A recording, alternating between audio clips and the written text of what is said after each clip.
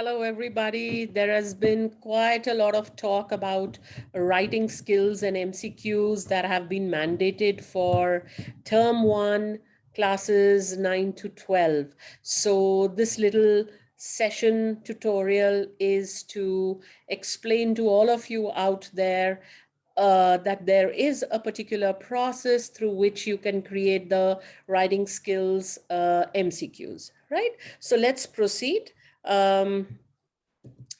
This is us. We are constantly worried about the kind of situation we are in. Our mind is completely confused. We are shooting in the dark here to get some kind of clarity as to the MCQs for writing skills. So there is a whole lot of material floating around in WhatsApp groups. May I caution you towards the side of reason, to be careful when you use such materials for your children, because they may not be all relevant in their entirety, right? I leave the rest to you and your discretion. So why is it confusing? The idea of MCQs for writing skills, because we consider it a skill for expression. We consider it a skill by the very nature of the word writing, that it's going to be subjective. However, times are tough. The first term paper is completely MCQ. Therefore, there is no way out. So it's quite possible that it is just a one-time thing. However, it's a reality and it's looming large. So we are going to attempt in this session today that we address this, right? However, before we proceed, can I just say that there are a few principles that I'll take you through. So kindly be patient, and then I'll showcase a whole lot of examples for you, right? Okay. So we all know that writing has a functional role. So whatever they are writing, there are certain elements of that writing that they are definitely addressing. Okay. So like, for example, we teach them how to sequence their ideas. We teach them comparing and contrasting, whether they are writing a story or they are writing an article or whether they're doing a speech, etc. We are talking about cause and effect in these all long writing units. We are talking about descriptions. Class 9 has describe a descriptive paragraph. It also has diary entry, which is all about describing. We also talk about defining, because when you're writing a letter to an editor, etc., you are actually sort of, elaborating on an issue. You're defining a particular problem. You express an opinion, you argue, you persuade, and there is so much more. But these are the main core things that we do in our writing, right? Also, we need to know that there are approaches to writing, and the difference between these is definitely going to lay the foundation for your creation of MCQs. For example, if you're doing writing as a product in your classroom, what happens is that you're basically focusing on the formats, you're focusing on the subject, the line, the layout, etc., right? Because you're teaching a particular product. So you would probably say, okay, here is a model, look at it, figure out what are the things here, and then please work on the other one. In a process, you take them through the whole process of the skill, not just writing as a product, right? And genre writing gives far more autonomy to the child. It is completely child-centric. It introduces a couple of elements from process writing. So if you have been doing writing as a process in the classroom, you and your children will not find it very challenging to handle the MCQs. However, if you've just been doing writing as a product, it might get a tad bit of, it might pose a tad bit of a challenge for you and your children, but there is nothing that cannot be accomplished, right? So which one would you use in your classroom? I would highly recommend that for now, you please go in for writing as a process and hover above genre writing, right? Let's look at the levels of writing, because all these elements are going to come into play when we are doing our how can I say, MCQ creation. So you have grammar, punctuation, fluency, relevant to topic and grade, organization, relevant matter, formal, informal. So what are these basically? So grammar and punctuation is basically called conventions, spellings, grammar. Fluency and expression is also referred to as cohesion. Relevant to topic and grade should be the vocabulary. Whatever a child is using in class 5 should not be used in class 10 or 12, right? There is a gradation to the kind of vocabulary someone is using. Organization of ideas is what we call coherence. So either the ideas are organized in a paragraph, or they are organized in 2-3 paragraphs together, which will have some kind of unity. And then you have relevant matter in response. So is the content matching the kind of question that has been asked, right? Formal, informal is the voice or the tone or the style or the register, so that's what it is. So we need to know that these are the different levels of writing. And what is important also to visualize is that we go from out to in. So especially for 9th to 12th, we need to be very careful that we focus more on these elements rather than these. Even when you were checking papers for subjective writing, you were very clear that you have C, F, and A, content, fluency, and accuracy. The minimum marks were for accuracy. The maximum marks were for ideas and organization, cohesion, coherence, fluency, all that. So we need to be very clear about our focus. All this is basically skills. All this is conventions.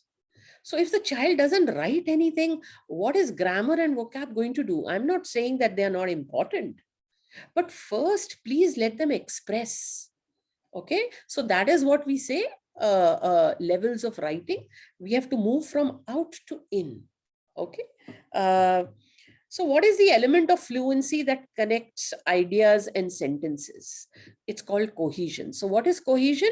The connection between ideas and sentences is called cohesion. So there has to be a connect, there has to be a relation. Okay. And which is the tool that helps us ensure that there is a connection? So obviously linkers, whether they are phrasal or whether they are single words, etc. In addition to, look at how beautifully it will convey an idea, connect one sentence to the other. However, although, okay, despite, there is more to linking sentences than just and because so, right? And then what is the element of organization in a write-up? Okay, that is coherence. And how do we achieve coherence? What leads to organization of ideas in one paragraph or in 2-3 paragraphs that are there in a speech or an article? Well, unity, the topic sentence of each paragraph, okay, and the supporting sentences. For example, if this is the topic sentence, I would ask you, which is the supporting sentence to this topic sentence? So the answer is here, because they are specifically talking about watching football with dad makes Sunday the favorite day. So the favorite day is Sunday. It is not about football or dad. It is about why Sunday is the favorite day. So obviously A, B, and C are not the right answers. It would be D. Okay. So the other aspect that achieves unity is that achieves coherence is order. So either you will get order in a particular paragraph or a particular piece by chronology or by importance or by logic. So the child needs to know all of this. Only then would the child be in an informed place to solve the MCQs. All right. So now this is what has been mandated. All right. You have class 9, 10, 11, and 12. So I'll just pick up some random, I'll pick up one letter. I'll do a short writing piece and I'll show you some examples. Maybe I'll take a couple of examples that are not even prescribed in this term, but it's okay. It's all about the design, right? So first of all, look at these things. This is what you see mostly in the WhatsApp group these days. So if you look at these questions, first of all of these, etc., that's not a good sign of an MCQ. So you have all of these that you see over here. They are all format related, or they are general knowledge kind of questions. This is not writing skills. Okay, this is not about writing skills. Writing skills will come from something like this. So now if you look at these, first of all, if you look at these and try and arrange what is the order of these. So obviously this will come first. It's collection of ideas, right? So look at this, collection of ideas, outline them, then you draft, then you edit, then you revise and publish. So obviously we are following coder. It is in coder that you will create your MCQs. So would you be able to create an MCQ on collecting of ideas, organizing of ideas, drafting, which is essentially fluency? Then you would come to editing, and then you would come to revising and writing. So obviously this part doesn't come into play in an MCQ, but you can create MCQs for CODE. Definitely. This is the only way where you will be testing the skills instead of just the format. So for example, let's begin with some on collecting ideas. So this is the rubric. Miss Kalyani, the owner of a newly built flat, wishes to sell it and drafts an advertisement for the classified columns of a national daily. So now that's the rubric. Please notice that we are not writing write a letter on or read a letter on. This is not reading comprehension, that you will give a full letter and then create questions. It is writing skills. So you have a rubric like this, and then you would give questions like this. Okay. Select the information Ms. Kalyani would need to include in the advertisement. All right. So flat statistics, description, neighborhood facilities, complete address of the fact, her contact details. What is Ms. Kalyani going to do?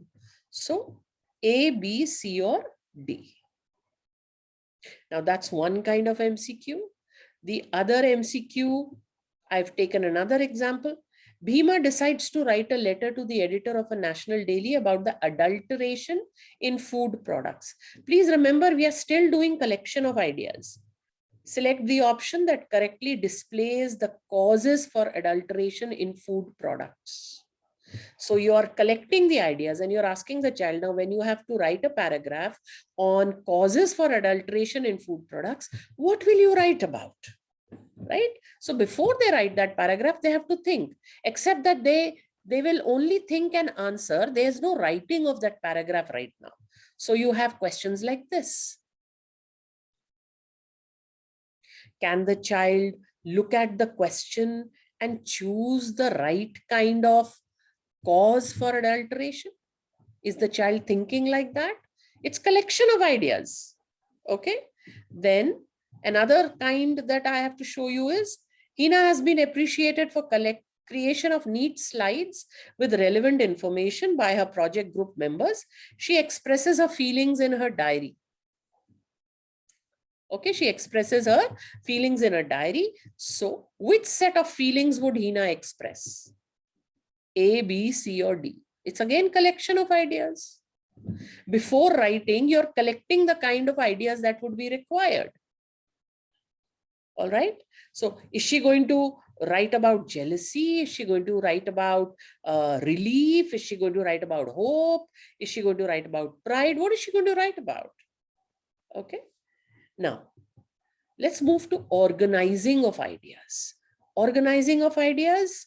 Now they've collected the ideas. Now they have to organize the ideas. So what kind of questions? Again, the same rubric.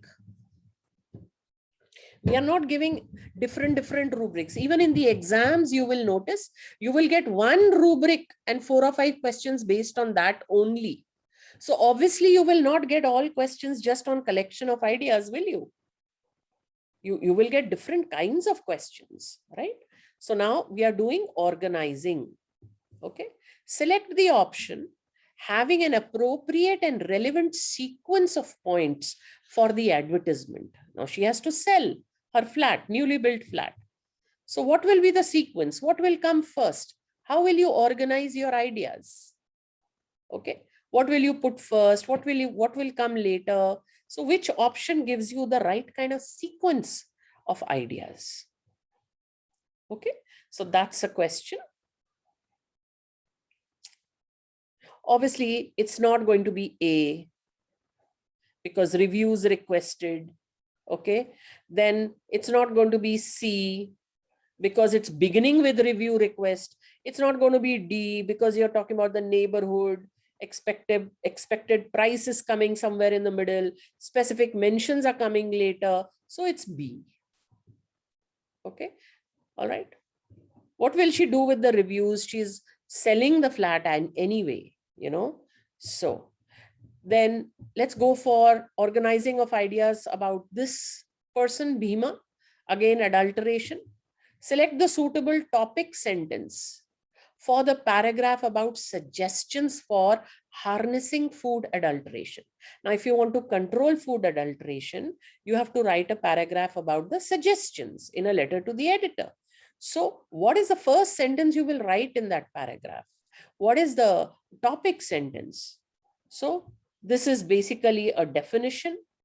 Okay.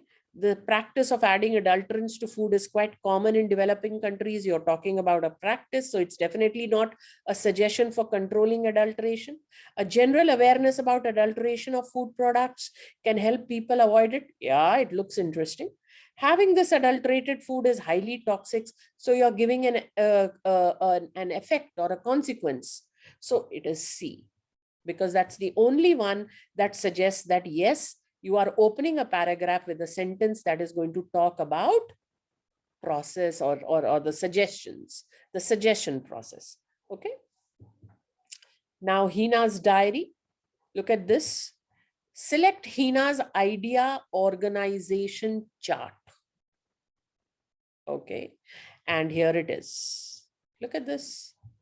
If your children have been organizing their ideas, if you have been sharing organizers with them, instead of just making them look at a model and copy out their another letter, then it will not be a problem. They will understand. So can they understand which is the correct organization chart for Hina? How are her ideas organized? Would she be writing for the reason for the project? No. Would she be talking about the task allotment, or probably the different kinds of presentation? Would she be talking about project details? Not really. This is the answer. C, because it talks about her feelings, who, what, when, her experience, her reason, and so on. Okay. Now let's go to drafting. So this focus is basically on fluency. So in fluency, because they are drafting, they'll be writing the format also. They'll be trying to put their ideas, connecting all their ideas together. So they've collected the ideas, they have organized the ideas. Now they are putting it down in a fluent manner. At least they are trying. So same question. What will be the question? Same rubric. Miss Kalyani titles her advertisement by writing so, and so. A, B, C, and D. So this is a short writing task. So there can only be that many questions. This is very, very simple. So it's for sale. Bhima decides to write a letter to the editor of a national daily about the adulteration in food products. Same question. Select the option that suitably completes a line of his letter. I hope that the publishing of this letter draws the attention of the concerned authorities and spreads awareness among people, will make all authorities vigilant and help them perform, makes all food products vendors guilty about substandard product stock, can happen soon because we really need to address this growing problem. Only if the child knows that their tone has to be formal and the purpose of this letter is XYZ, will the child pick the correct answer. Otherwise, the child is liable to get confused. So have you shared the purpose? Do they know about the tone in the letter? Okay, so that will also impact their choice of answer. Hina's diary, again now we are doing fluency. Which sentence does not belong in Hina's diary? So you've organized a lot of ideas, but then while writing, what is a sentence that is not going to be a part of her diary? Which one is that going to be, right? So obviously, if you look at option D, that is a sentence that is unlikely to figure in her diary. Contextually, it does not fit the reason for her diary entry. Let's now move to editing. This is the last part, because I told you, you can do questions on collection, you can do on organization, you can do on drafting, you can also do on editing. Now, editing means feedback. You correct, you make corrections, you make corrections based on the kind of feedback that you get. Either you look at a checklist, or you look at your peers mention of a lot of ideas, or a teacher feedback, right? So now I'm going to focus more on the letter, because it lends itself to good questions here. Which peer feedback would be relevant to Bhima's letter? Will it be 1, 2, 3, or 4? Okay, so that this is fairly simple, because at this editing stage, they can make out what they have to edit and be clear about including. Let's look at another one. This is a tad tricky, but it's an interesting piece. Select the option that justifies the choice of including either 1 or 2 for the introductory lines of the letter. Okay, so it's an extension of the assertion reasoning. Okay, yes, because it forwards a logical reason. No, because so. 2 options for 1 and 2 options for 2. Yes and no, yes and no. So which one is a better choice for introductory? What is the justification of the choice? If you're choosing 1, what is the justification? Why would you choose it? Okay, no, because it draws. So no, you don't want to use it. Yes, you want to use it. Yes, you want to use it. No, you don't want to use it for the second line. So what's it going to be, right? So something like this is a good question. Then you have another one on editing. Select the option that replaces the underlined portion of the letter. Okay. This letter must reach all. I hope that this letter draws the attention of the information is hoped to make an impact on. I wish everyone questions. So it's obvious. It is option B. Again, it's relevant to the purpose. This is a very simple one. It's a giveaway. Most of the children have memorized these lines. Okay. So I will be sharing the exemplar doc in the description given below. So you can be sure that whatever I have showcased here, it'll be in a Google Doc. You can use it. Please feel free. My only request is kindly do not use this material and forward it in WhatsApp group. That's extremely bad manners that you are circulating in WhatsApp groups. Please share one-to-one. Make it personal, share it with your teachers, share it with your students, educate others, whoever you can. Kindly do not use this kind of material by giving it your own name and showcasing in a training platform. Please don't do that. Otherwise, we are all learning. It's meant for our own learning experiences. It'll be lovely if you can make use of it.